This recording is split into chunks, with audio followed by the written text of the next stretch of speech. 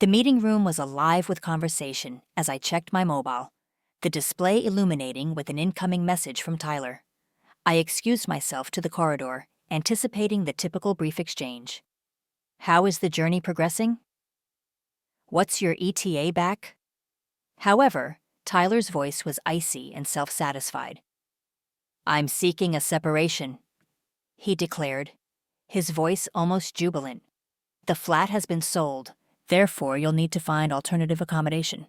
Enjoy. A moment of breathlessness overcame me. The sheer nerve, the utter absence of regret was almost comical. My grip tightened on the mobile as his message registered. You've disposed of the flat? I inquired, maintaining a calm tone. Indeed, he confirmed with a hollow chuckle. Nicole and I require the funds to establish our future. She warrants a better living space than that cramped flat. Nicole. The name caused a pang, despite my months-long suspicion of another woman. Tyler's prolonged work hours, his impromptu business trips, and the growing emotional chasm between us all suggested an affair. Yet hearing him utter her name so nonchalantly, as though I were the unwelcome party in their relationship, ignited a fury within me. Understood, I responded uniformly. There was no chance I would grant him the pleasure of hearing me falter. I am Amelia, and prior to that call, I believed I had wedded a trustworthy partner. Tyler and I had shared 6 years, and while not consistently flawless, I had faith in our alliance. We had diligently saved to purchase our flat, a snug 2-bedroom in the urban center that I had instantly adored. It represented not only a dwelling, but a testament to our shared endeavors, or so I had perceived. In retrospect, there had been indicators, subtle fractures in the groundwork that I had overlooked. Tyler's uncaring manner whenever I inquired about our financial situation, his habit of deflecting my anxieties with a captivating grin and a hasty embrace. I had always presumed his assurance originated from competence. I now comprehended it stemmed from his ability to sway me. The remainder of the day unfolded in a haze. I endured client presentations, offering nods at appropriate junctures, while my thoughts spiraled. Tyler assumed he had triumphed. He believed he could dismantle my stability, dispose of the dwelling I had striven for, and depart unscathed. However, he was ignorant of one essential fact. The flat's deed had been solely in my name for several months. I had arranged the transfer following our refinancing earlier that year, a decision Tyler had consented to without much deliberation, as it resulted in a reduced interest rate. He had neglected to inquire about specifics or peruse the documents he had endorsed. His inattentiveness would precipitate his downfall. By the time I retired to my hotel room that evening, my initial dismay had solidified into determination. I would not succumb to tears or pleading. Tyler desired a confrontation? Very well, but this was a contest I intended to win. My initial contact was Chloe, my legal representative and longtime confidant. I recounted the events meticulously, my voice composed despite my racing pulse. He sold the residence? She reiterated, incredulous. Is he aware that he requires your authorization to do so? Evidently not, I replied, a hint of sardonic amusement entering my voice. He believes he has already allocated the funds towards his new life with Nicole. Chloe emitted a dry laugh. Well, he is in for a harsh realization. The transaction is illegitimate. You possess proof of exclusive proprietorship, and if he has accepted any funds from the purchaser, he is liable for fraudulent activity. The term fraud elicited a surge of gratification within me. What steps must we take? I queried. Initially, we shall inform the purchaser that the transaction is unlawful, Chloe stated. Subsequently, we shall formulate an official communication to Tyler, delineating the repercussions of his conduct. Should he attempt any further foolish actions, we shall pursue legal recourse. Upon concluding the call, a peculiar tranquility enveloped me. Tyler presumed he had outmaneuvered me, leaving me vulnerable and disoriented, but in actuality, he had orchestrated his own profound disgrace. I dedicated the remainder of the journey to my professional obligations, compartmentalizing my sentiments and directing my vitality towards the impending objective. The treachery was painful, But the anticipation of restoring my existence and witnessing Tyler's self-satisfaction disintegrate instilled in me a sense of purpose I hadn't experienced in months. When I embarked on the aircraft homeward, I was prepared. Prepared to confront Tyler, prepared to dismantle his fabrications, and prepared to inaugurate a new phase devoid of his presence. This was not solely about prevailing. It was about regaining authority. The flight home afforded me ample time to reflect on the unraveling of events. Tyler's haughtiness was staggering. He hadn't even attempted to conceal his infidelity, as though I were merely another impediment to be eliminated on his route to liberation. However, rather than succumbing to resentment, I concentrated on my course of action upon my return. Tyler perceived me as vulnerable, unaware that I had been engaging in a prolonged strategy without even realizing it. As the aircraft landed, my first call was to Chloe. "I've returned," I declared as I retrieved my baggage from the carousel. "What is our subsequent action?" "We have already contacted the purchaser," she responded, her manner efficient and direct. They were understandably astonished and displeased with Tyler.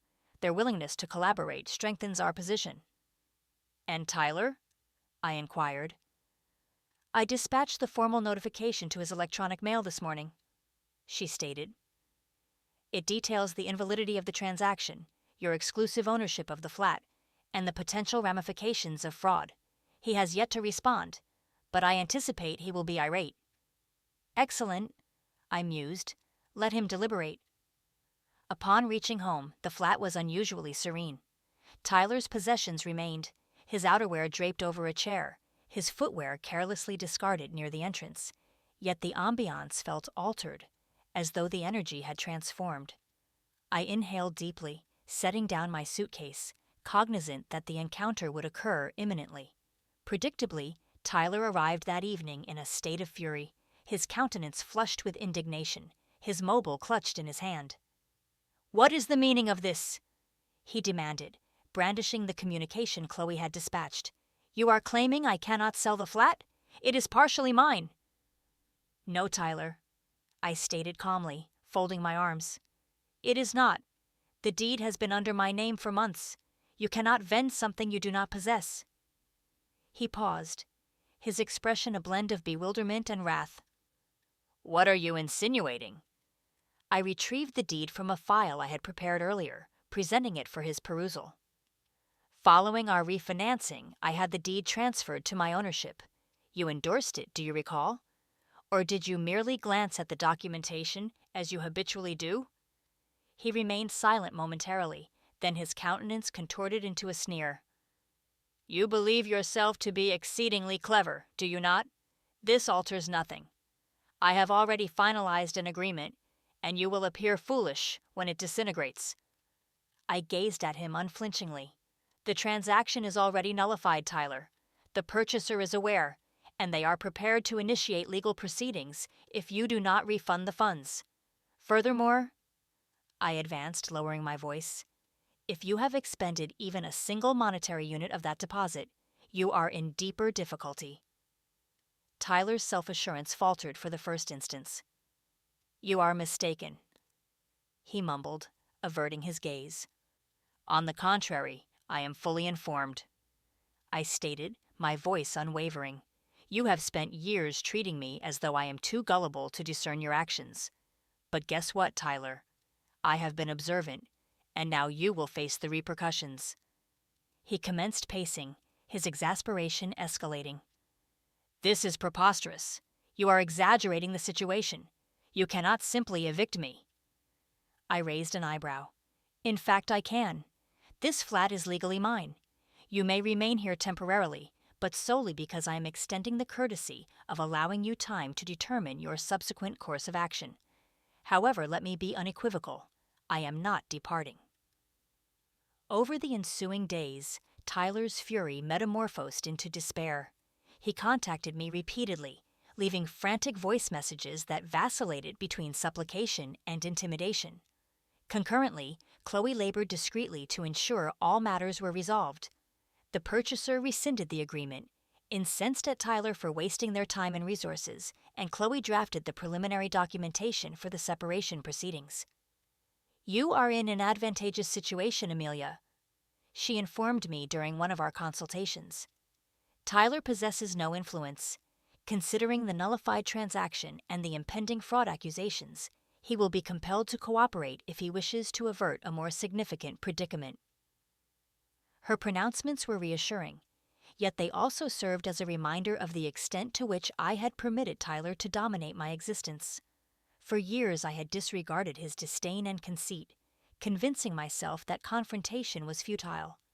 However, I now recognized the magnitude of my sacrifices, and I was resolute in reclaiming them. Lauren and my closest companion visited one evening to assist me in reorganizing the flat. We packaged Tyler's belongings, meticulously stacking them in a corner of the living area. "How is he reacting to all of this?" she inquired, displaying one of his ostentatious neckties with a smirk. "Poorly," I admitted, chuckling despite myself. "He remains convinced he can negotiate his way out, but I am unyielding." "Excellent," she declared, depositing the tie into the box. "He does not warrant a single portion of your space or your time." I nodded, experiencing a surge of appreciation for her backing. For an extended period, I had felt isolated in my marital union, bearing the emotional and financial strain while Tyler claimed credit for all accomplishments. However, I now possessed supportive individuals, and that made a profound difference. The conclusive element of my strategy materialized the day Tyler brought Nicole to the flat. I was seated at the dining table, reviewing documentation, when they entered, behaving as though they were the proprietors. Nicole surveyed the surroundings with a conceited grin, her arm intertwined with Tyler's. "So this is our lodging," she declared, her voice exuding a sense of privilege. I arose, my heart pounding, yet my determination unwavering. "No," I stated firmly. "This is where Tyler was residing. You, Nicole, will not be residing here whatsoever." Her grin faltered, and she glanced at Tyler, who appeared equally taken aback. "What is the meaning of this?" he demanded. "This," I stated, gesturing to the flat surrounding us, "is my dwelling, not yours, not hers, and certainly not a lodging establishment for you to cohabitate in after betraying me." Nicole's countenance turned glacial, but she remained silent. Tyler, conversely, appeared on the verge of eruption. "You cannot do this," he exclaimed. "You are being irrational." I met his gaze resolutely. "No, Tyler, what is irrational is believing you could vend my dwelling, abscond with the funds, and anticipate my passive acceptance. You are fortunate I have not initiated criminal proceedings." "For the present." Tyler lingered in the entryway, his countenance flushed with exasperation, while Nicole folded her arms, appearing progressively uneasy. "You are being absurd, Amelia," he stated, his voice tinged with desperation. "You cannot simply expel me from my own dwelling." I advanced, my voice composed yet steadfast. "This asterisk is asterisk my dwelling, Tyler. The deed has been under my name for months, and you are aware of that. You endorsed the documentation without even perusing it, as is your custom. Therefore, no, this is no longer your dwelling." Nicole glanced at Tyler, her impeccably manicured hand clenching her handbag strap. "Wait, what is she referencing?" she inquired, her tone piercing. "You stated this was your flat, that you had sold it." He winced, attempting to dismiss her concerns. "It is intricate. I will manage it." "Oh, it is not intricate," I stated, interjecting. "Tyler attempted to vend a flat that is not his property. That transaction is null. Tyler, and presently, you possess no basis for argument." Nicole's composure disintegrated. "You implied you possessed the funds." She paused mid-sentence, her voice escalating. "Oh, my deity, did you fabricate that as well?" "Nicole, permit me to elucidate." Tyler interjected hastily, raising his hands, but she was unreceptive. "No," I stated, interrupting him. "Allow me to clarify. Tyler endeavored to sell the flat surreptitiously, intending to retain the proceeds and leave me destitute. He was unaware that I had transferred the deed to my name months prior. Consequently, not only did he fail to sell it, but he also perpetrated fraud by feigning ownership. Nicole's mouth opened and closed, resembling a fish out of water, struggling to breathe. "Fraud?" she whispered, retreating from him. "Are you being truthful?" "Indeed, fraud," I affirmed, folding my arms. "And I am prepared to pursue charges if he does not retrieve his belongings and depart by day's end." Tyler's pretense finally shattered. "You cannot do this, Amelia," he pleaded, his voice now imploring. "We have shared 6 years. You cannot simply discard me." "You discarded me the instant you initiated that call," I retorted, my voice hardening. "You informed me of your intention to separate and scoffed at my predicament of needing to find new accommodation. You did not merely betray me, Tyler, you attempted to devastate me. Therefore, do not feign victimhood." Nicole retreated further, her eyes darting between us. "This is preposterous," she muttered, clutching her handbag more tightly. "You divulged none of this, Tyler. You claim to have everything resolved." He turned to her, desperation evident on his countenance. "Nicole, I can rectify this. I merely require—" She interrupted him with a raised hand. "Simply refrain. I will not be entangled in your predicament."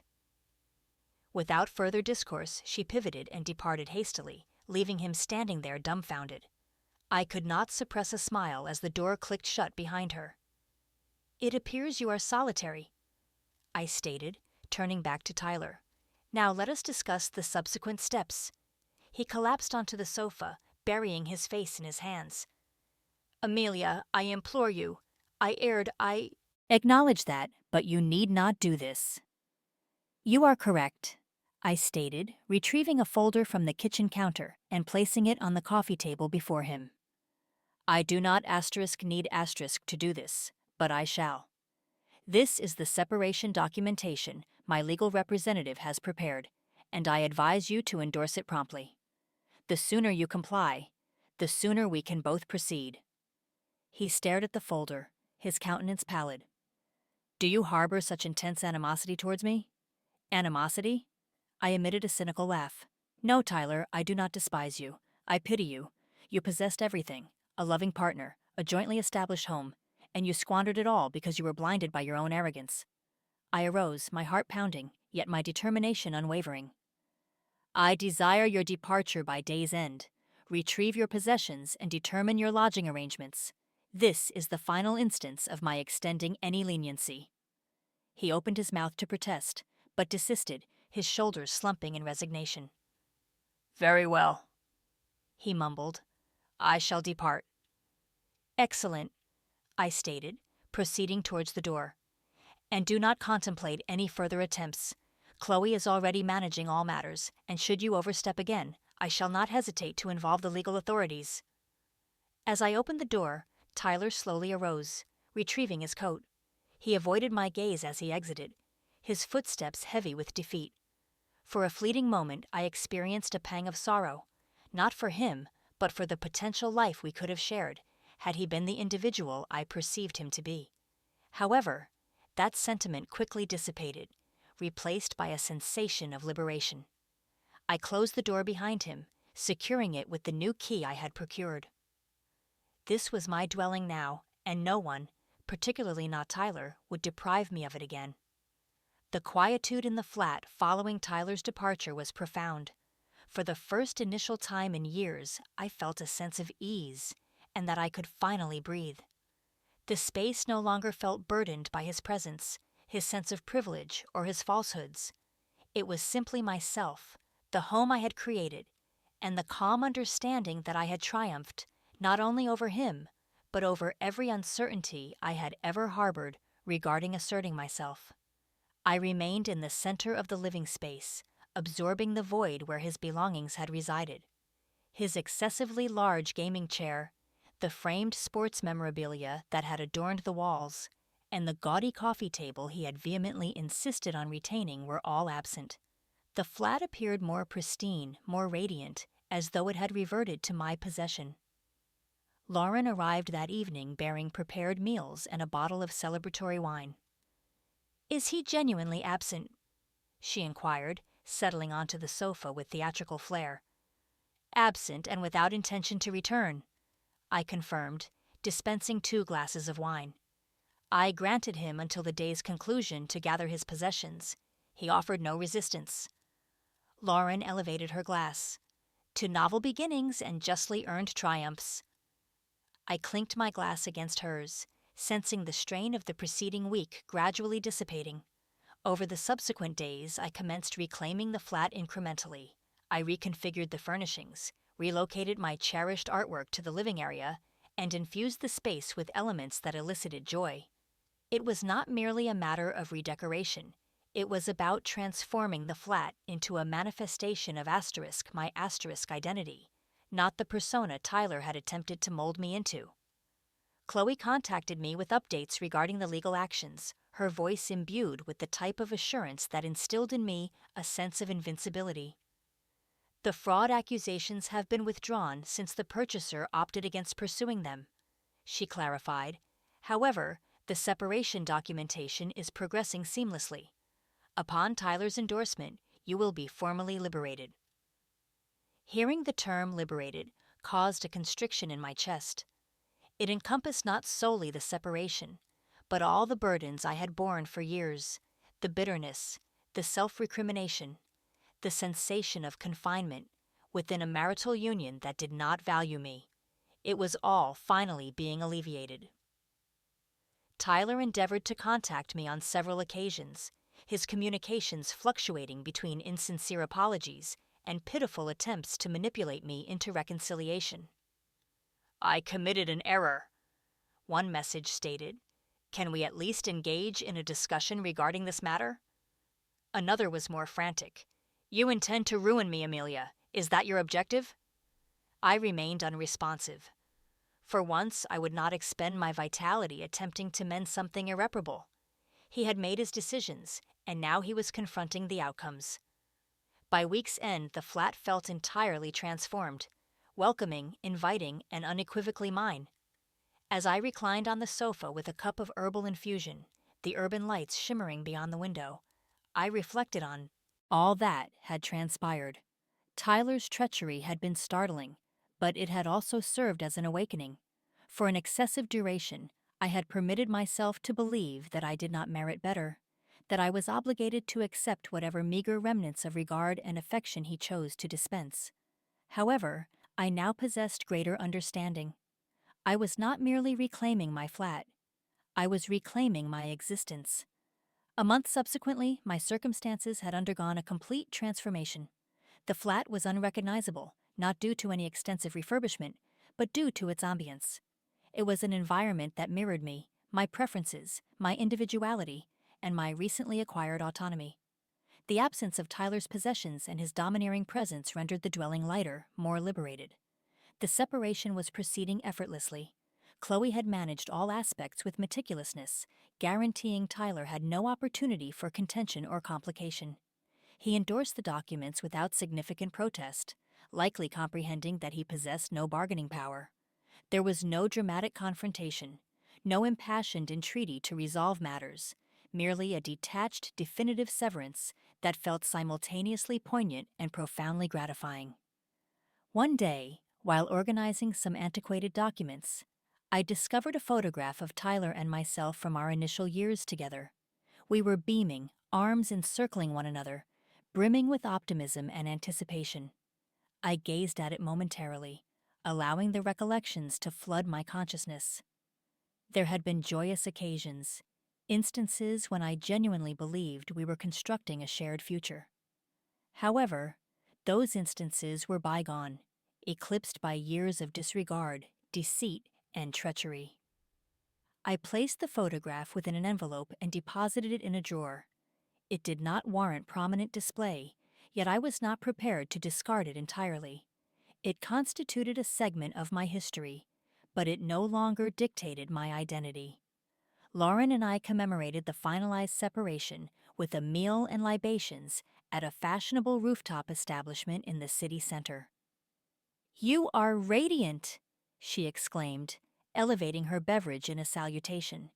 Singleness is becoming to you. I chuckled, experiencing a warmth I had not known in years. It is not the singleness, I clarified. It is the liberation. For the inaugural instance, I do not feel as though I am adhering to another's regulations.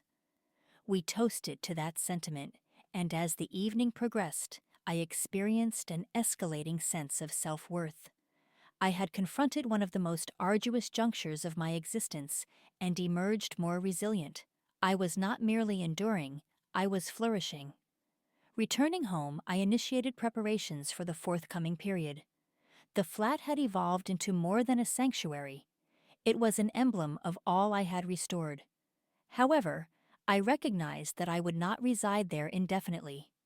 Eventually, I would relocate to a new dwelling, one devoid of any residual traces of my life with Tyler. Until that time, I was resolved to optimize every instant within the space I had striven so diligently to retain. As I settled onto the sofa that evening, a sensation of tranquility enveloped me. I contemplated how Tyler had scoffed during that telephone conversation, so assured of his triumph, and I could not suppress a smile.